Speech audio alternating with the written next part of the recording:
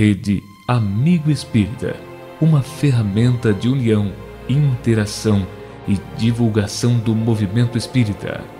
Acessem www.amigoespírita.ning.com e confira nosso acervo disponível.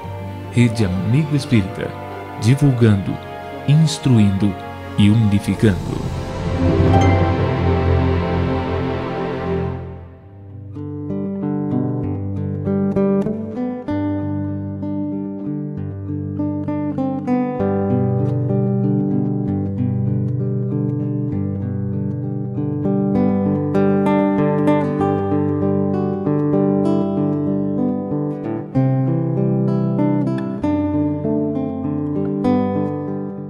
A todos.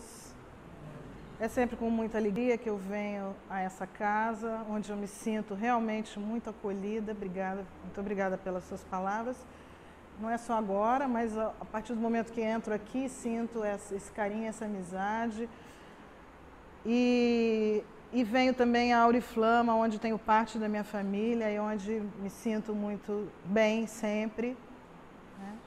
Então, eu agradeço sempre o convite e espero poder trazer para vocês algumas reflexões acerca de um assunto muito atual e que a doutrina espírita vem nos explicando desde que as primeiras obras básicas foram escritas. As tragédias coletivas. Então, é um tema que foi escolhido exatamente porque nós começamos este ano com grandes tragédias, tragédias climáticas e tragédias coletivas que afetaram nossos irmãos, seja no nosso país, seja em outros países, mas irmãos do nosso planeta Terra. Então é sobre isso que nós pretendemos pensar um pouquinho, conversar um pouco hoje sobre isso, acerca da visão espírita em vários aspectos. No aspecto em relação ao planeta, no aspecto em relação àquele que desencarna numa tragédia coletiva, daquele grupo que desencarna numa tragédia coletiva e também de nós, hoje, nesse papel, daqueles que presenciamos uma tragédia coletiva e sentimos a dor do próximo, não é? Sentimos muitas vezes a perda material e a perda até da vida de nossos próximos e estamos todos, então, envolvidos neste problema naquele momento. Então, todos sobre a Terra são afetados quando acontece uma tragédia coletiva, sejam encarnados, sejam desencarnados. Assim como o nosso planeta também tem o seu papel quando uma catástrofe, por exemplo, climática acontece. Então, é sobre isso que nós vamos falar hoje e vamos ver se o que eu trago aqui possa trazer alguma explicação a mais, tudo pesquisado nas obras básicas, principalmente, para que a gente tenha, então, uma visão espírita de o porquê tudo isso acontece. Sueli Caldas Schubert, a grande oradora, em uma de suas mensagens mediúnicas, traz algumas reflexões de um incêndio que ocorreu na cidade de Niterói, no Rio de Janeiro, na década de 60. Naquela ocasião, não sei se todos aqui se recordam, mas um grande circo que estava instalado nessa cidade de Niterói pegou fogo e a lona não pôde ser levantada a tempo e dezenas de pessoas perderam a vida dentro daquela lona que se incendiou. Sueli Caldas Schubert, então, traz para nós a constatação de que esses espíritos ali desencarnados estavam há centenas de anos sendo trabalhados em grupo para estarem presentes naquele momento, naquela situação. No plano espiritual, esses espíritos vinham então sendo trabalhados para que suas vidas e suas encarnações sucessivas os levassem naquele momento para aquele local onde haveria aquela tragédia. Fala também que eles, a maioria deles, seria a reencarnação de alguns espíritos que ainda no Império Romano, no ano de 170 depois de Cristo, haviam participado de um grande massacre de pessoas quando o imperador Marco Aurélio resolveu fazer uma grande festa para receber um protegido seu, Lúcio Galo. E esse imperador e seus assessores se reuniram para preparar essa festa. E nessa reunião acharam que seria muito comum se apenas eles colocassem cristãos para serem comidos pelos leões, coisas que todos já estavam acostumados a ver. Portanto, seria uma coisa muito simples e a que todos estavam acostumados. Então, eles passaram algumas horas planejando um grande show. E esse show, esse planejamento, resultou na colocação de pessoas e animais num grande cerco, numa grande arena, onde foi ateado fogo no chão, com óleos. E essas pessoas, então, vieram a desencarnar naquela condição, queimados, sob o aplauso e o delírio da plateia que se embriagava, né, com aquela cena. Esses espíritos, então, algumas encarnações depois, vêm para corrigir, resgatar algo que haviam, do qual haviam participado no passado. O grande incêndio do edifício Joelma, em São Paulo, já na década de 70, também está explicado, à luz da doutrina espírita, como também um acontecimento que serviu de reparação para alguns espíritos, e isso na mediunidade de Chico Xavier, trazido então e comentado através de um poema, em que se narra a grande aflição daquelas pessoas durante o incêndio daquele edifício, e depois comentado mais tarde por um grande orador espírita, mostrando que também aqueles espíritos haviam sido espíritos comprometidos com a queima de pessoas durante as cruzadas, durante então as invasões religiosas que estiveram presentes na Terra durante séculos e onde os grandes invasores faziam em público a queima de pessoas, né, mostrando o seu poder e o poder da Igreja. Portanto, esses dois fatos nos fazem imaginar que talvez essas grandes tragédias possam ser simplesmente uma aplicação da lei de ação e reação. E aí eu gostaria de fazer um parêntese em relação ao que seria a lei de ação e reação e o que seria a causa e efeito, né? Muita confusão tem se feito, inclusive dentro do Espiritismo, a respeito da interpretação dessa lei. E me explico melhor. Se a lei de causa e efeito fosse aplicada na sua íntegra, nós estaríamos repetindo a lei de Talião, do olho por olho e dente por dente. Então, trago uma outra reflexão que recentemente vem sendo feita em algumas obras espíritas, e a Revista Internacional do Espiritismo traz constantemente artigos a respeito disso. Na verdade, a lei de ação e reação é uma lei da física, é a terceira lei de Newton, né, publicada ou definida por Newton, né, no século XVII, e ela diz o seguinte: toda força aplicada sobre um objeto, sobre um corpo, ela retorna em sentido contrário, com a mesma força, com o mesmo módulo, com a mesma intensidade, só que em sentido contrário. Então, se nós empurramos essa mesa contra essa força, está sendo feita uma mesma força em sentido contrário. É uma lei da física. E erroneamente ou distraidamente, muitas vezes, nós chamamos algumas respostas que temos de que determinado espírito está colhendo o que plantou, nós chamamos, né, de ação e reação. Hoje, então, nós preferimos, né, dentro da doutrina espírita, chamar de causa e efeito, porque se fosse simplesmente ação e reação, seria simplesmente uma imposição divina, de uma maneira muito forte, de uma maneira muito déspota de nosso Pai Celestial, de que temos que pagar exatamente aquilo que fizemos. Também me explico melhor. Deve ter um monte de gente achando que eu sou maluca, né? Dizendo que não existe ação e reação. Por exemplo, a gente tem o hábito de dizer, uma pessoa é cega porque em outra vida ela furou o olho de alguém. Coitadinha da cachorra da Dona Lola, que está ceguinha agora, tadinha, será que ela furou o olho de algum outro cachorro em outra vida? Né?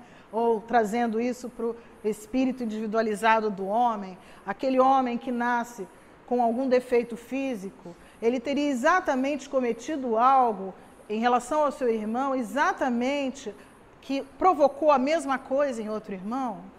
Então, numa interpretação um pouco mais ampla e um pouco mais aberta desse princípio, né, que nós não vamos chamar de lei, nós vamos chamar de princípio, nós temos a alusão a causa e efeito em várias obras básicas do Espiritismo, tanto no Evangelho segundo o Espiritismo, como no Livro dos Espíritos, como na obra O Céu e o Inferno, mostrando que toda causa tem um efeito.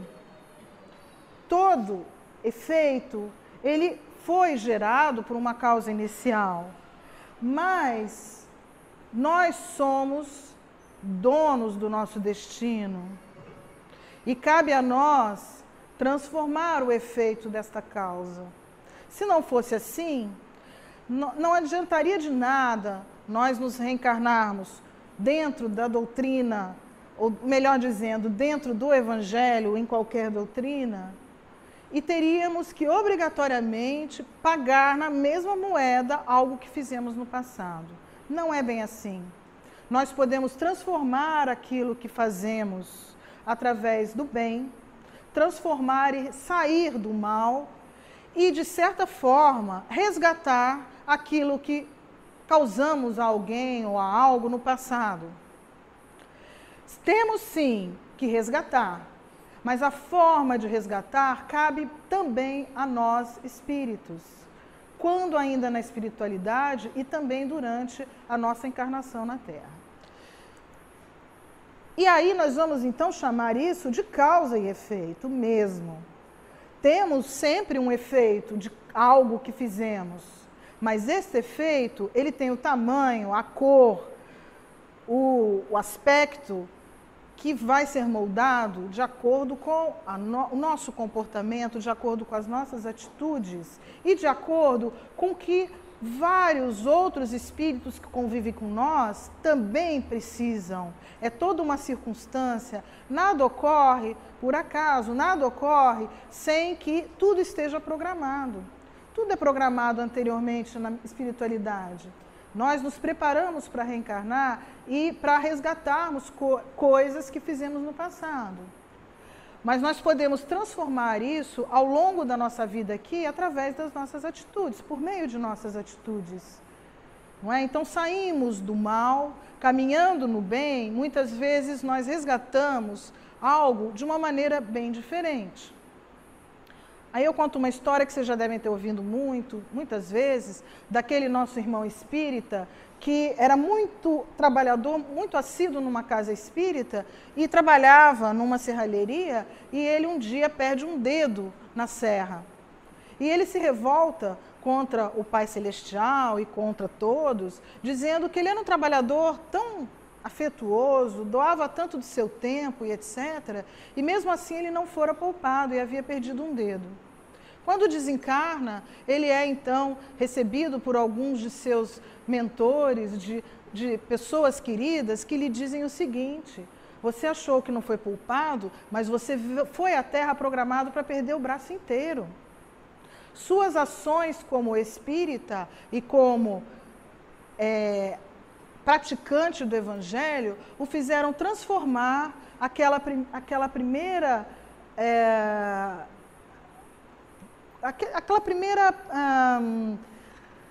combinação, vamos dizer assim, que você havia feito com aqueles espíritos responsáveis pela sua encarnação. Então, ao invés de você perder o braço, você transformou aquilo e perdeu somente um dedo. E você está reclamando de quê? Você continuou vivendo com aquela mão, somente sem um dedo, durante muitos anos. E era para você ficar muitos anos sem um braço. Então, muitas vezes, nós transformamos, muitas vezes não, a cada dia, a cada minuto, nós transformamos o nosso destino. No livro Céu e Inferno, no capítulo 7, que fala sobre as penas futuras, isso está muito bem explicado. Quando, então, Allan Kardec, através da codificação, os espíritos, então, nos explicam que nós somos os capitães de nossa nave.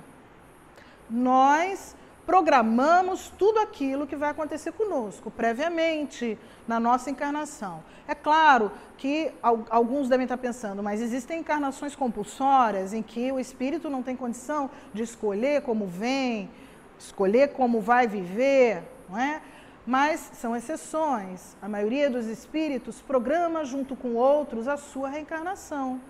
E ele tem a oportunidade de, muitas vezes, através do arrependimento, através da preparação e através, então, da reparação, ele tem a oportunidade de programar algo que seria justo, na visão dele e de todo o grupo espiritual, para que ele repare a causa e o efeito que causou a alguém ou a algo no passado. Então, ele, junto com esse grupo, ele prepara a sua vida. E, muitas vezes, é ele que pede para passar por aquela situação difícil. É ele que programa aquilo. Porque a última palavra, muito bem explicada nessa obra, é reparação. Não há como você somente se arrepender de algo. Você tem que reparar algo que você fez. Não precisa perder o olho se você cegou alguém, mas você tem que passar por algo que lhe faça sentir algo semelhante para que você repare e para que tudo se harmonize outra vez. Quando você programa isso, você tem total consciência, você está na espiritualidade. Quando recebemos, então, o bendito esquecimento, né, na reencarnação, nós perdemos esse fio, né, que nos liga a essa escolha. E muitas vezes achamos que é tudo obra do destino. Poxa, fiquei doente, por que será? Eu sou tão bom, eu faço tanto bem para os outros. Mas como será que eu fui antes? Não é? Certamente não estou passando por essa doença à toa. Talvez até tenha pedido para vir assim. Na maioria das vezes, sim. Talvez tenha planejado com meus amigos espirituais vir desta forma. E é dessa maneira, então, que essa obra maravilhosa nos explica essas penas futuras, né? Penas que nós mesmos programamos para nós com o grau que podemos suportar. Então, tudo que recebemos, certamente, é de uma intensidade que nós podemos suportar. É o fardo que podemos carregar. Nada vai além disso. Agora, ele pode se tornar mais leve, se, através do Evangelho, nós nos modificamos nessa mesma encarnação. Então, ao longo dessa encarnação, talvez possamos modificar de alguma forma. Mas a reparação sempre vai existir. Uma outra obra, o Livro dos Espíritos, num capítulo, que é o capítulo dos flagelos destruidores, e que aí vai falar dos flagelos, principalmente dos coletivos, em que nós vamos nos aprofundar um pouquinho mais, fala da lei da destruição, né? E fala, então, que tudo precisa ser destruído para se renovar. A destruição, para nós, tem uma conotação, a palavra destruição tem uma conotação negativa, não é? Parece que você está acabando com algo, você está matando algo. Na verdade, neste capítulo, especificamente nesse grupo de perguntas, o Espírito da Verdade explica de uma maneira muito clara que destruição é transformação, que tudo na natureza precisa passar por certa destruição para se transformar. tudo que se renova passa por uma determinada relativa ou absoluta destruição. E aí seriam sinônimos destruição e renovação, e não destruição e morte absoluta. Na natureza, nós temos vários exemplos disso. Não é? A borboleta, para se tornar bonita, para se tornar um animal um inseto tão maravilhoso como ela passa por uma fase muito sofrida dentro da sua crisálida, não é? Em que não podemos romper a crisálida antes da hora, que ela vai fenecer, ela vai morrer. Ela precisa passar por essa transformação dolorosa para vir a se tornar o ser que estava planejado a ser. O parto é algo doloroso que, em seguida, traz renovação e vida. O romper da casca de um ovo, o romper de uma semente na natureza, tudo é renovação através de uma certa destruição, através de uma transformação.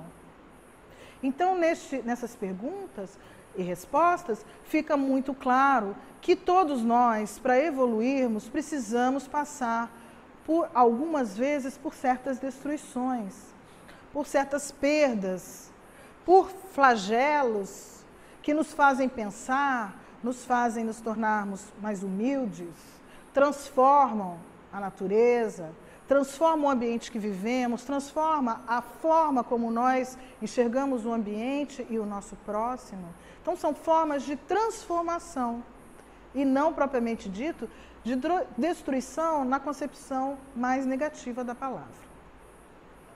Um outro aspecto, nós vamos lembrar das palavras sábias de Joana de Ângeles, que através de Divaldo Pereira Franco, da mediunidade de Divaldo Pereira Franco, em 2006, em julho de 2006, trouxe um texto maravilhoso, é um texto muito longo, que eu tirei só dois parágrafos que vão nos dizer mais ou menos o que estamos refletindo até agora. E ela fala que a Terra, neste momento, está passando por uma grande transição. E essa transição ela foi anunciada pelas Escrituras e foi confirmada por vários apóstolos e discípulos que passaram por aqui. E ela diz o seguinte, que os espíritos perversos estão saindo, estão sendo lentamente retirados dos mundos inferiores. Nós dizemos que os umbrais, estão ficando vazios, então estão sendo retirados daquela situação de erro repetitivo e a eles está sendo dado um retorno planetário para que eles possam então cumprir as leis do amor. É como se fosse uma das últimas oportunidades a nós, a esses espíritos. Nós estamos aqui, certamente somos um deles.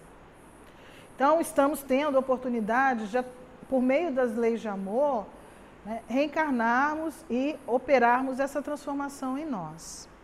Também diz Joana de Ângeles que aqueles que, apesar disso, permanecerem nessas regiões inferiores, serão trazidos à reencarnação de modo a desfrutarem trabalho e aprendizado. Caso esses mesmos espíritos se oponham a essa oportunidade de aprendizado, eles sofrerão algum tipo de expurgo temporário. Porque o nosso planeta, como planeta, ele também está passando por transformações. E se nós não formos capazes de acompanhar essa transformação, seremos expurgados também desse planeta e teremos que reencarnar em outro planeta. E é neste aspecto, quem tiver a oportunidade de pegar esse texto e ler na íntegra, porque ele é muito profundo e traz mesmo essa reflexão muito grande, é nesse aspecto, então, que nós vamos comentar outras duas grandes catástrofes, eu acrescentaria até mais uma aqui, que afligiu, então, a nossa Terra nos últimos anos, e especificamente essas duas, nesses 3 últimos meses. O terremoto do Haiti, que aconteceu há poucos anos, a tragédia na região serrana do Rio, que está em proporções muito menores que a tragédia no Japão, mas que está tão próxima a nós, que todos nós acabamos nos envolvendo de alguma forma. E agora, recentemente, essa grande tragédia de terremoto e tsunami, e agora uma eminente tragédia nuclear no país, né, no Japão. Essas grandes tragédias que, diferentemente dos incêndios, né, do Circo e do Joelma, envolvem um cataclismo, uma catástrofe do planeta, né, envolvem condições climáticas na Terra, além do aspecto dos espíritos que desencarnam nessa condição, mostra um aspecto também da própria necessidade de transformação do nosso planeta. Não é? O nosso planeta azul, o nosso planeta Terra, é um planeta de expiação e provas, não é mesmo? Todos nós sabemos que nas categorias dos mundos, né, o nosso planeta está na segunda categoria, de 5. Estamos apenas no comecinho. É um mundo de expiação e provas. Esse mundo é um ambiente preparado para espíritos como nós, espíritos começando a caminhada, espíritos imperfeitos, espíritos em que o mal muitas vezes sobrepuja o bem. Espíritos em que o mal fala em muitas situações mais alto do que o bem. Para esses espíritos, nós precisamos de um planeta em condições vibratórias semelhantes. E o nosso planeta Terra também é um astro em transformação. Ele que já foi um planeta muito mais primitivo e que praticamente não permitia a vida no início, depois permitiu uma forma muito primitiva de vida, de onde também viemos, hoje permite uma vida um pouquinho mais sofisticada, com esse corpo físico que nós temos, porque é um ambiente um pouco mais elaborado, com condições de água, oxigênio, etc., que permite esse corpo físico de ser o repositório de um espírito. Este planeta também está evoluindo, ele não está parado. E ele precisa, nesse momento, de também passar por grandes transformações. Ele não vai ser implodido e destruir e a Terra vai sumir. Ele precisa se transformar. E aí vem de novo a concepção positiva da palavra destruição. Na transformação, se transformando de um planeta de expiação e prova em um planeta de regeneração. Para espíritos como nós, no futuro, ou outros espíritos, não sabemos se a gente vai ser aprovado nessa escola, né? Se a gente não passar de ano, nós vamos ter que reencarnar num outro planeta tão atrasado quanto o planeta Terra.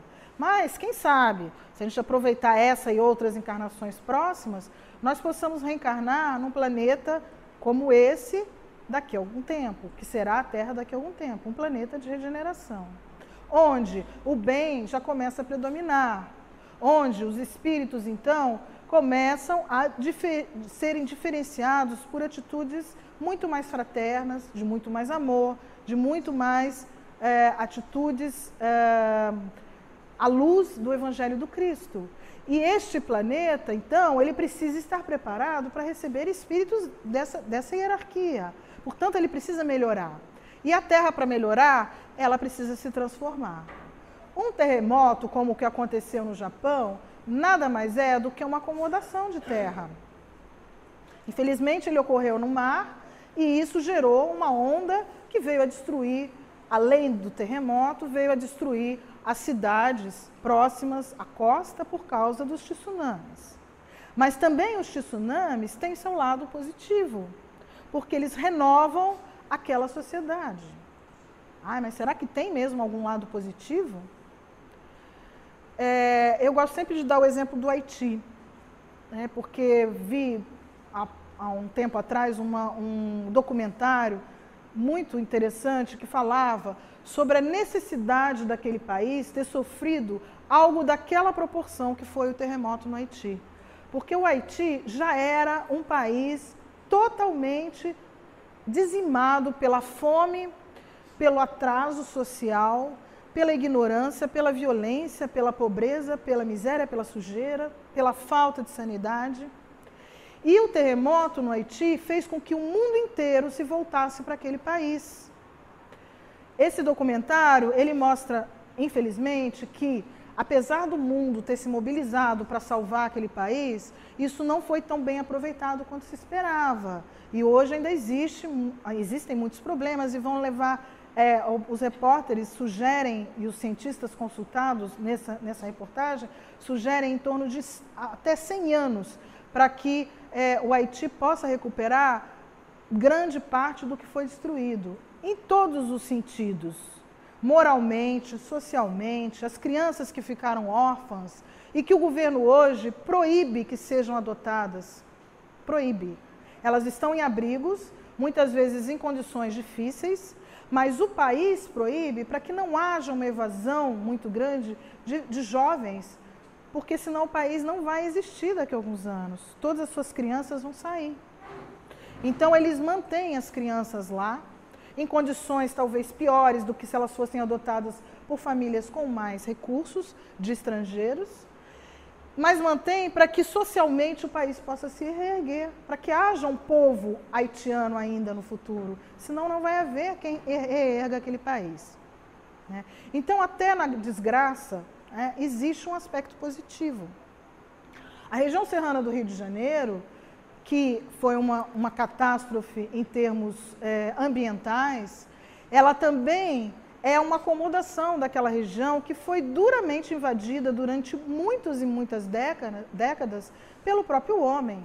Então, aí nós temos um outro aspecto que não é só a convulsão do planeta tentando se reorganizar, mas é também uma resposta do planeta à ação desenfreada do homem. Né? Aquela região é uma região em que os morros estavam completamente desnudos, sem vegetação. Quando estavam com vegetação, essa vegetação estava plantada ou havia nascido sobre uma fina camada de terra, sobre uma outra camada de pedras. E todos os geólogos que mostram isso incessantemente comprovam que era uma questão de tempo para aquilo acontecer. E que vai acontecer de novo se todas as cidades forem reerguidas no mesmo lugar. Porque o trajeto que a lama e que a água fez é o trajeto natural de escoamento da água. E é o homem que está no lugar errado. Não é a natureza que está invadindo o espaço do homem, é o homem que está no lugar errado. Então, é uma forma da sociedade se reorganizar e reconstruir aquilo de uma outra maneira, com mais tecnologia, né, em locais não tão frágeis. Né? E aí, em relação ao Japão, nós temos um outro aspecto muito interessante que eu li hoje até, por acaso, de uma reportagem que não tinha nada a ver com o espiritismo, falando que os japoneses, de alguma forma, eles estão se sentindo humilhados. Quando eu li essa palavra, eu achei forte, né? E estão se sentindo humilhados porque eles se consideravam uma nação altamente desenvolvida tecnologicamente.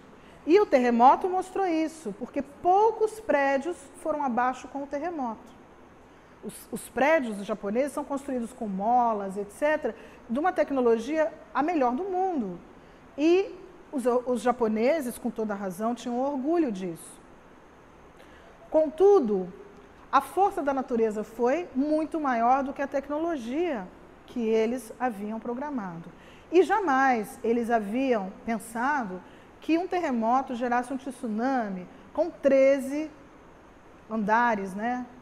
Na altura de um prédio de 13 andares, como foi a onda que invadiu aquela cidade mais atingida. Então, de uma certa forma, isso fez com que houvesse, e essa mesma reportagem fala isso, uma reflexão globalizada a respeito disso. Vejam só, a história aconteceu numa cidade ou numa região de um país. E isso faz com que, durante muitos e muitos anos, a Terra inteira, o planeta inteiro, reflita sobre isso. Reflita sobre a própria tecnologia e sobre o que faz, né, o que o homem pode produzir para salvar, por exemplo, uma cidade inteira de uma catástrofe como aquela. Então, é uma reflexão do mundo inteiro. Mesmo nós que não fomos diretamente atingidos, certamente estamos pensando sobre isso. Os nossos cientistas, geólogos, engenheiros, estão aproveitando de alguma forma essa situação para repensarem seus cálculos, seus estudos, suas previsões. No mundo inteiro está se fazendo isso. Então, também aí algo positivo tirado de um grande acontecimento muito negativo.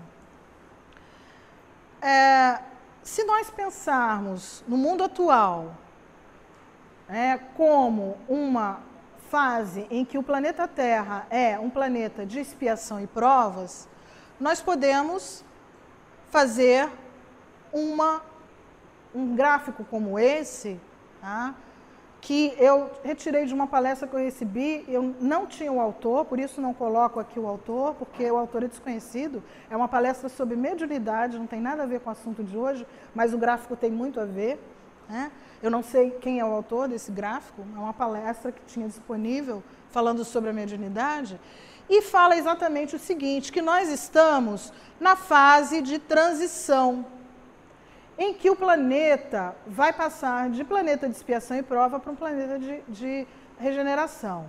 Essa fase, ela é uma fase de centenas de anos. Não pensem vocês que na próxima reencarnação, se a gente reencarnar aqui, vai reencarnar num planeta perfeito de regeneração. Não. Tudo na natureza é lento para os nossos padrões, né? Leva anos, centenas de anos, milhares de anos. Mas nós estamos exatamente nessa interseção, iniciando, então, uma era de maioridade da Terra ou uma fase que seria a fase de regeneração. Portanto, nós temos a impressão de que as desgraças, as catástrofes estão acontecendo com mais frequência, não é verdade? É uma atrás da outra. Mas, na verdade, é porque estamos nessa fase de transição. Além do planeta se transformando, nós temos, então, os nossos irmãozinhos e nós mesmos aqui correndo atrás do prejuízo, tentando ganhar, né, a luta contra o rebaixamento, né, tentando não voltar para um planeta de expiação e provas. Não é? Então, nós temos essa sensação de que tudo está ruim, que o mundo está muito violento, que o mundo está muito difícil de viver, que as catástrofes maltratam muito as pessoas, que todo mundo perde a vida nessas catástrofes ou perde algo material. Mas, na verdade, nós estamos no olho do furacão. Nós estamos passando por essa fase. Então, realmente, as coisas, elas se agigantam em proporção e em frequência. E, realmente, as coisas começam a acontecer com uma falsa, né, sensação de que está mais rápido ou mais frequente, né? Bom, no mesmo capítulo que nós falamos lá atrás, mas em outras perguntas, né, onde o Livro dos Espíritos trata sobre uma das leis naturais, que é a lei da destruição, então o Espírito da Verdade aborda muito bem esse aspecto de que o planeta, então, passa por uma fase de destruição e já no século XIX, então, quando o Livro dos Espíritos foi escrito, já naquele século, já se falava em fase de transição. E que a Terra estava, então, passando por uma transição, né, em que a destruição era necessária, ou é necessária, para que nós nos transformemos como espíritos e o planeta também se transforme como astro, como planeta, para que, então, as coisas progridam. Bom, e analisando de uma maneira geral o que nós refletimos até aqui, eu gostaria de sintetizar algumas coisas, né, para que a gente pense sobre elas. Então, numa grande catástrofe como a que ocorreu recentemente, então, no Rio de Janeiro e como aconteceu no Japão mais recentemente, nós temos o aproveitamento dessa situação sobre vários aspectos, O primeiro deles, vamos analisar aquele espírito que desencarna numa grande catástrofe. Então, aquele espírito que desencarna, ele tem uma oportunidade de um salto evolutivo. Quando ele, na espiritualidade, escolheu, na maioria das vezes, escolheu estar naquela situação, ele sabia que o sofrimento seria grande, mas ele também sabia que, na mesma proporção do seu sofrimento, seria lhe dado, então, uma reparação dos seus erros. Ou seja, quanto maior é o grau da sua expiação ou da sua prova, maior é o salto evolutivo que você dá. Então, aqueles corajosos espíritos escolheram estar naquela situação, naquele momento, para que pudessem, frente ao que fizeram no passado, reparar de uma maneira mais rápida, né, pular de ano, né? Então, fazer uma prova e pular, o antigo admissão, né, professor? O professor que está ali, o antigo admissão, pular de ano. Então, alguns têm coragem, outros não têm coragem, não se sentem aptos. Ah, eu não vou conseguir, então eu vou fazer todos os anos porque eu não vou conseguir. Mas alguns corajosos tiveram essa coragem. Então, a eles foi dada essa oportunidade do grande salto evolutivo. E ainda que para nós pareça ser um grande castigo, certamente na espiritualidade eles estão recebendo em troca esse salto, essa evolução mais rápida, né, que fizeram ao passar por essa expiação, por essa grande expiação. Um outro aspecto é o dos danos materiais. Então, se nós pensarmos, eu posso falar isso de carteirinha, porque a minha mãe perdeu tudo na tragédia do Rio. A casa da minha mãe foi abaixo. Ela perdeu absolutamente tudo, tem 82 anos. Não perdeu a vida, ninguém na cidade dela morreu, mas perdeu tudo materialmente. E eu senti isso de perto. Como é importante, como faz pensar a perda dos danos materiais. Danos materiais em valor, perder um carro, perder uma geladeira, perder uma TV, e danos materiais emocionais. Perder um álbum de fotografia dos seus filhos quando bebês. Perder um álbum de fotografia do seu casamento. Perder uma carta de um marido seu que já faleceu. São danos materiais que têm um fundo emocional muito grande e que, se não forem bem trabalhados no espírito que passa por isso, ele pode trazer consequências muito negativas, não é? E a lição a ser tirada é a de renovação, de que a vida continuou apesar daquele dano material ter ocorrido, de que a pessoa pode se reerguer e continuar a viver, nem se reerguer, porque ela não chega a cair, ela sofre um tropeção, porque nem fisicamente ela foi abalada, mas ela perdeu uma casa, perdeu um bem material, perdeu suas lembranças, né? E assim como ela, na cidade da minha mãe, que é Areal, uma cidade muito pequena perto de Petrópolis, 80 casas foram levadas abaixo, né? A da minha mãe não foi abaixo, mas tudo foi levado, fez com que uma mudança completa na vida dela se fizesse, porque ela teve que sair da cidade. Uma cidade que ela tinha escolhido para viver depois da velhice, né? Cidade bonita, serrana, fresca. Então ela teve que mudar a vida. E eu ouvi dela, na sua sabedoria, há poucos dias, uma frase que me tocou fundo. Ela disse para mim: será que eu não estava precisando desse chacoalhão? Ela falou assim, ela tem 82 anos, hein, gente? Será que eu não estava precisando desse chacoalhão? Minha vida estava muito parada, eu estava numa inércia danada, agora eu tenho que começar tudo de novo. Então ela está morando com uma irmã minha e vai começar a refazer a vida, não é? Então, são lições que a vida vai dando na marra para a gente. Eu nunca esperava ouvir isso da minha mãe. Dona Lola conhece minha mãe, sabe como ela era caprichosa, cuidadosa com a casa, né, Dona Lola? Eu nunca esperava ouvir isso dela. Eu achei que ela fosse levar isso até o final, essa mágoa, essa lamentação, e não. Então, eu vi ali que a vida, através desses percalços, nos ensina muito, né, e transforma a nossa vida e transforma o nosso modo de enxergar a vida. Um outro aspecto é o aspecto dos amigos e dos parentes. Nós, então, que nos envolvemos nessa situação com o Rio de Janeiro, e aqueles amigos, ou alguns até daqui, quem sabe, de Auriflama, que tem parentes no Japão, que estiveram envolvidos nessa destruição, também se envolvem, estão ligados a essas pessoas. E também aprendem com essas situações. Aprendemos a transitoriedade da vida. Vemos de perto que a vida não é nada, a vida encarnada não é nada além de uma roupa que se tira, né, a hora que Deus acha que tem que ser, a hora que nós precisamos partir, né? E aí, aquelas pessoas saudáveis, aquelas crianças no Japão, né, escolas inteiras. O que será que aqueles espíritos, então, desencarnaram tão cedo? Certamente foi programado, e a vida é transitória. Então, essas catástrofes nos fazem, quem não vai, né, quem está ligado de alguma forma a esses espíritos que vão, para pensar realmente na transitoriedade da vida. E isso é um ensinamento, tudo é aprendizado, tudo a gente aproveita, não é? E, finalmente, a comunidade em si, não só aqueles diretamente ligados afetivamente a uma determinada pessoa, mas nós, de uma maneira fraternal, ainda que não conheçamos ninguém no Japão, quem de nós aqui não se condoeu, não chorou, não teve pena, não se mobilizou até quando assistiu, né, tudo o que aconteceu naquele país? Quando houve a tragédia no Rio de Janeiro,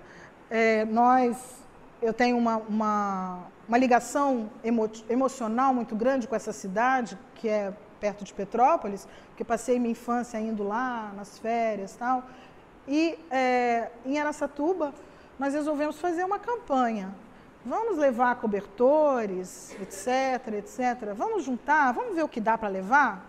Aí a gente arranja uma transportadora e leva, né? Porque tinha gente passando fome, tinha gente passando sede, tinha gente passando até frio à noite, ainda que fosse verão, porque lá é uma região serrana, é frio à noite. E nós, modestamente, colocamos uma mensagenzinha no site do lugar de trabalho nosso. Mandei outra mensagem para minha cunhada, Maria Rosa, aqui. E ela fez contato com o Rotary de Auriflama. Mandei outra mensagem no centro espírita que eu frequento, falei no centro espírita que eu frequento em Araçatuba, e no outro centro espírita onde meu marido cozinha aos domingos, o Caminho da Luz. Foram esses 4 lugares só. Eu nunca vi tanta coisa chegar. A minha casa não cabia mais absolutamente nada. Nada. Né? E não era coisa velha que você quer se desfazer. Eram compras. Chegava caixa de escova de dente, caixa de sabonete fechado, caixa de lençóis, toalhas de primeira qualidade. Né? Naquele momento, a grande lição foi para nós. Né? De ver como as pessoas, ainda que não estejam diretamente ligadas ao fato em si, nesses momentos, elas mobilizam uma força interior que está presente em todo espírito encarnado e desencarnado, espírito humano, que é a fraternidade, é a compaixão, é aquela vontade de ajudar. Não conheço ninguém, mas eu quero ajudar, eu quero diminuir a dor do meu próximo, ainda que eu não apareça. Aliás, é a melhor forma de fazer a caridade. Né? Ninguém, certamente, muitos daqui levaram coisas para Maria Rosa e certamente foi parar na minha casa, depois foi parar na transportadora em Birigui, que levou, e foram eles que entregaram. Não apareceu o nome de ninguém. Né? Mas eu tenho certeza que cada um que doou um sapato sequer se sentiu melhor, porque essa é a verdadeira força que nos faz viver. Né? É a força do amor, como bem disse você na oração, e as músicas mostraram isso. A primeira música falou disso de uma maneira maravilhosa. É amar para que você possa crescer. É a verdadeira evangelização, é quando você aprende a amar incondicionalmente. Quem seja. Né? Então, aquele nosso irmãozinho que está lá do outro lado do mundo, né? Lá no Japão, que ele possa receber também este amor quando a gente pensa nele, né? Quando a gente pensa naquele país. E é dessa maneira que eu convido vocês agora, encerrando essas palavras, a vibrarmos um pouco por aquele país. Eu gostaria então de pedir que nós nos recolhamos em oração nesse momento e, fechando os nossos olhos, nós possamos reivindicar ao arquiteto espiritual deste planeta, Jesus, que possa enviar seus emissários àquele país, para que aquelas pessoas que passaram por tanta tristeza possam sentir nesse momento o seu amor. O amor desses abnegados espíritos que em nenhum momento esquecem desse planeta e daqueles que habitam esse planeta. Que mesmo nas grandes catástrofes, também fazem a sua maneira uma oportunidade de crescimento e de evolução. Que esses irmãozinhos possam, neste momento, sentir o nosso abraço fraterno. Que aqueles que desencarnaram possam, nesse momento, ser recolhidos, se ainda estiverem presos aos laços terrestres. Que eles possam ser levados pelos laços do amor e da fraternidade universal ao plano espiritual. Que possam sentir a harmonia do universo, quando perderam seus envoltórios carnais, mas que continuam vivos como espíritos eternos que são. A Ti, ó Cristo, nós agradecemos a oportunidade de reencarnação e pedindo a força para que possamos aproveitar essa reencarnação da melhor maneira possível, que possamos enxergar nas nossas adversidades a oportunidade de evolução e de crescimento. E dessa maneira, Senhor, nós enchemos nossos corações de gratidão por todas essas oportunidades que nos são dadas a mãos cheias. E que possamos, então, saber aproveitá-las, agora e sempre. Que assim seja, Senhor.